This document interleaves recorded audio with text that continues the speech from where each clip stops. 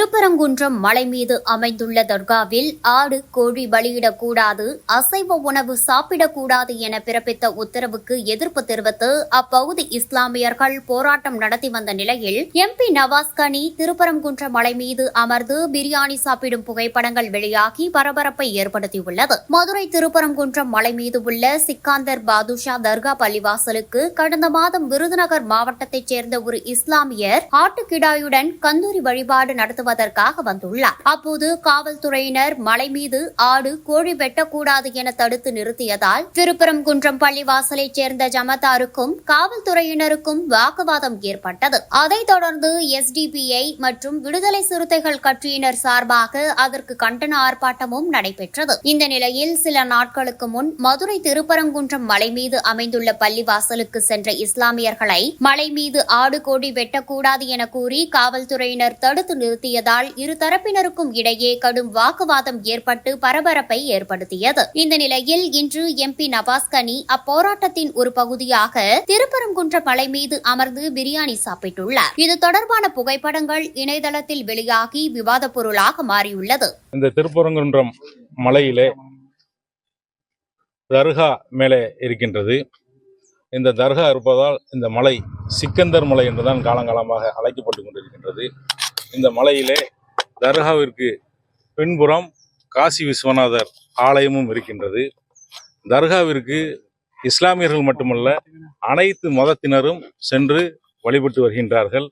அவர்களுடைய நேர்ச்சியை நிறைவேற்றுவதற்காக ஆடு கோழிகள் அங்கே கொண்டு போய் அறுத்து சமைத்து உணவு மற்றவர்களுக்கும் பரிமாறி சாப்பிட்டு வருவது கடந்த ஆண்டாண்டு காலமாக பழக்கத்திலே இருக்கின்றது, நடைமுறையிலே இருக்கின்றது. தற்போது அங்கே செல்லக்கூடியவர்கள் உணவு எடுத்து செல்வதற்கும் உணவுப் பொருட்களை ஆடு கோழிகள் எல்லாம் எடுத்து சென்று அங்கே அறுத்து பலியிடுவதற்கும் தற்காலிகமாக தடை வைத்திருப்பதாக சொல்லியிருக்கின்றார்கள். மதுரை மாநகர காவல்துறை ஆணையரை சந்தித்து பேசிவிட்டு வந்தேன். உணவு எடுத்துட்டு போவதற்கு தடை இல்லை, ஆடு கோழி எடுத்துட்டு போவதற்கு தற்காலிகமாக இருக்கக்கூடிய தடையை பேசிக்கொண்டிருக்கிறோம் என்று சொன்னார்கள். இது சம்பந்தமாக நம்முடைய மதுரை மாவட்ட நிர்வாகத்தை மாவட்ட ஆட்சியரிடத்திலும் பேசியிருக்கின்றோம். பேசி ஒரு மத நல்லிணக்கத்திற்கு எடுத்துக்காட்டாக இங்கே தர்காவும் இருக்கின்றது, காசி விஸ்வநாதர் ஆலயமும் இருக்கின்றது. தர்காவுக்கும் அனைத்து மதத்தினரும் சென்று வருகின்றார்கள். இப்படி இருக்கக்கூடிய பகுதியில் இன்றைக்கு காவல்துறை இங்கே கட்டுப்பாடு இவ்வளவு விதிக்க வேண்டிய தேவை இருக்காது. எதற்காக திடீரென்று இப்படி ஒரு கட்டுப்பாடை விதித்து வரக்கூடியவர்களுக்கு அசௌகரியத்தை ஏற்படுத்தணும், சிரமத்தை ஏற்படுத்தணும்? அதை நாங்கள் பேசி உடனடியாக தேவைப்பட்டால் மாண்புமிகு தமிழ்நாட்டினுடைய முதலமைச்சருடைய கவனத்திற்கு கொண்டு சென்று இந்த விவகாரத்திலே ஆண்டாண்டு காலமாக எப்படி ஒற்றுமையோடு இங்கே ஒரு வழிபாட்டு முறையை செய்து வந்து வருகின்றார்களோ அந்த முறை தொடர்வதற்கான அனைத்து நடவடிக்கையும் தமிழ்நாடு வக்ஃப் வாரியத்தின் சார்பாக எடுப்போம். இந்த தர்கா என்பது இங்கே ஒரு பள்ளியும் இருக்கின்றது. இந்த பள்ளியும் இந்த தர்காவும் தமிழ்நாடு வக்ஃப் வாரியத்திற்கு உட்பட்டது.